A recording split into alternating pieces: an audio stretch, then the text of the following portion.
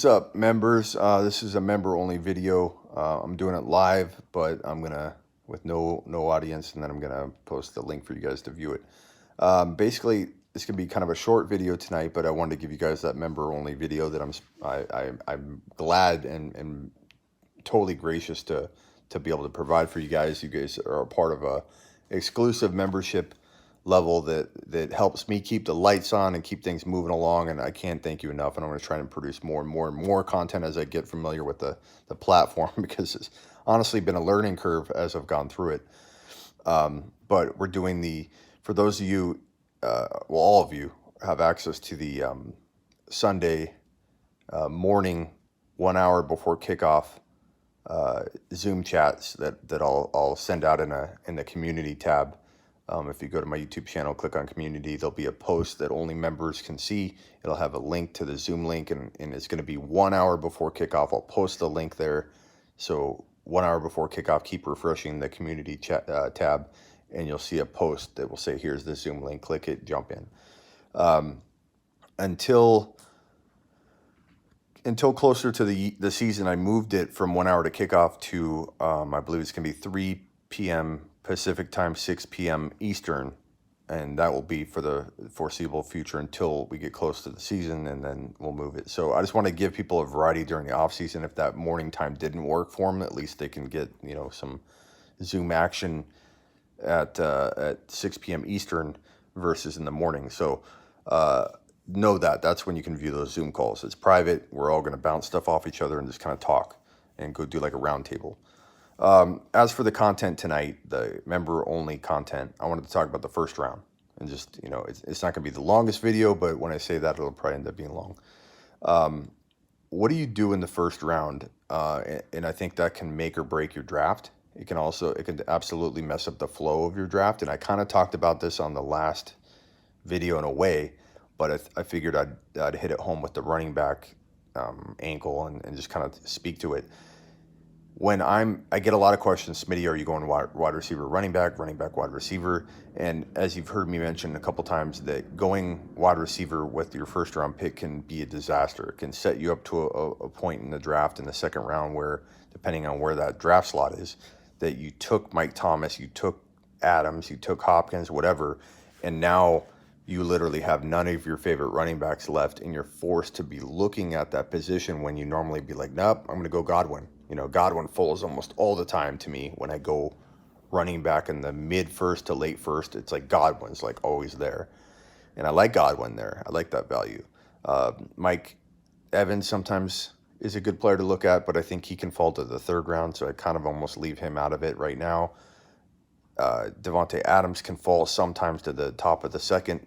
Tyreek Hill either goes like 8 or he could go in like at the 14-15 range overall. But if you go running back, if you have to take Mike Thomas, like he falls into your lap at like pick 8, like I understand it, I take him. But and you also the later that happens, the more your second rounder is higher. So you tend to have an Eckler or a Drake, or at least a Clyde Edwards-Helaire that falls to you, worst case scenario type of thing in redraft. I don't like I like Clyde more around 3.01 in redraft. I love him at like 1.12 to 2.02 in Dynasty. Very big difference, though, in Dynasty or redraft. But the guy that stands out the most to me in the first round, whether it's pick 7, sometimes I look at him at pick 6, I'm not going to lie, and it gets a lot of eye rolls, but 7 to 12 is Josh Jacobs. I think Josh Jacobs is a guy that has the tightest range of ceiling and floor value. What I mean by that is, even if you take him at 6, his ceiling value is really close to where you're drafting him. So that's not a good thing in general, right? You want to get a guy that can explode from his draft value. But the unique part is that literally where you draft him, that's his floor. So in the end, he's the safest player you can draft pretty much wherever he's falling, because if you take him at 7, he could be top 5. Probably won't be more than top 5, but he could be top 5. But he almost can't be anything worse than 12 overall if he stays healthy, even if he doesn't get any more receptions, which he's pretty much guaranteed and locked into, according to the Oakland staff, and I believe them because they had really good explanations and reasons why they eased him in. He wasn't used at a full-time capacity in college. He was sharing carries with Damian Harris. Damian Harris is actually the one that got 1,000 yards, not Jacobs. Jacobs was not a big-time yardage guy. Like, he looked really good. He shared carries. He was amazing. He was drafted to start at the NFL level, but he was not a 1,000-yard rusher. I'm kind of guessing based off my memory on this is hazy, but I think his biggest season ever was under 600 yards rushing in college. I think that's right. Forgive me if I'm wrong on that, but I'm pretty sure it was in the 500 range. And so they wanted to ease him in. It all makes sense why Oakland didn't rush him. And so they say we're going to give him a ton more PPR work, and I believe them. And so Jacobs, to me, is like your one-stop shop solution for pick 6 to 12, and it sets you up beautifully for the second round because you're going to have options. You can take Mahomes or Lamar if you want. You can take a running back. If Drake should fall, go running back. You'll be okay. You'll be able to get an A.J. Brown, a D.K. Metcalf, a Chark, maybe two of those guys later if you decide to go running back. You might even get a Kittle or a Kelsey or a Mahomes in the third round. If a running back like Drake falls to you or Eckler and you were kind of knocked off, you're kind of surprised by it. Like, oh my God, I took Jacobs instead of Mike Thomas because I was afraid. You'll be fine. Take Jacobs and Drake. Take Jacobs and Eckler. You'll be fine.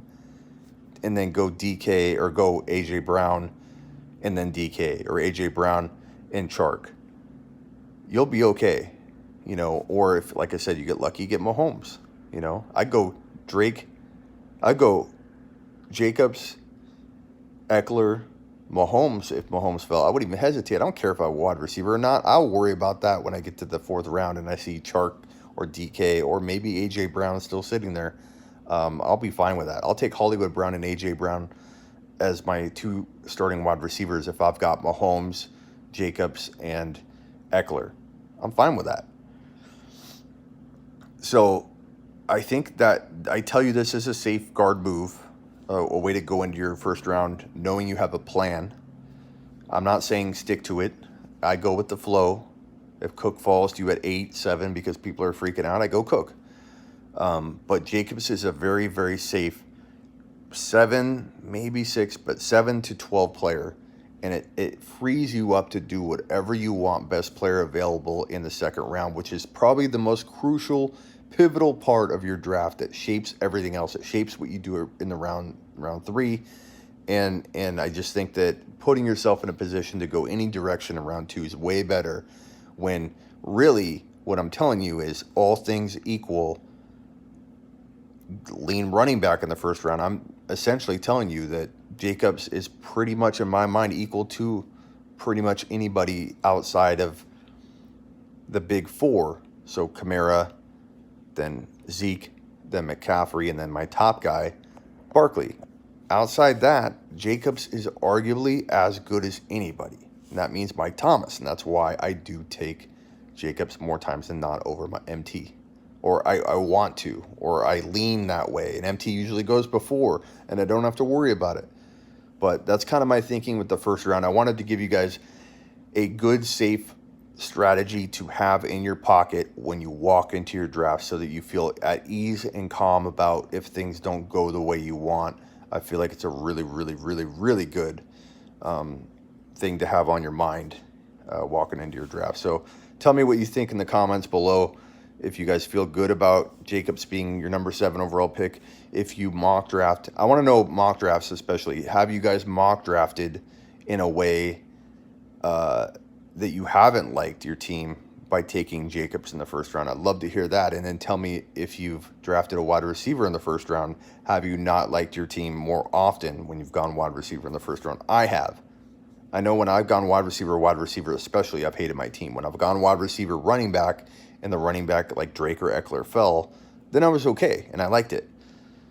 Mike Thomas, nothing wrong with Mike Thomas and Eckler, but Jacobs and Eckler, just as good. All right, guys, I appreciate you. Thank you so much for being exclusive members. I hope that this video has been helpful. I hope that the first one was helpful. I hope that I drop another, surprise 2 and 3 at the same time during any given week. Don't think I'm going to restrict it to one a week. I'm just getting used to the process, so please forgive me, and don't think, oh my God, he's not going to produce content all the time on here. I will, especially like when I do a little 5 to 10 minute video. I could do a lot more of those, and some of these are really helpful, I think, when they're short, quick, and to the point about a certain specific topic. So comment below, what would you like to maybe hear next? And let me know what you think about everything that I was just asking you. Later, guys. Appreciate you all. Please continue to support the channel. It means a lot to me, and I can't wait to see you guys on the Zoom call, 6 p.m. Eastern on Sunday. Look for the post in my community tab.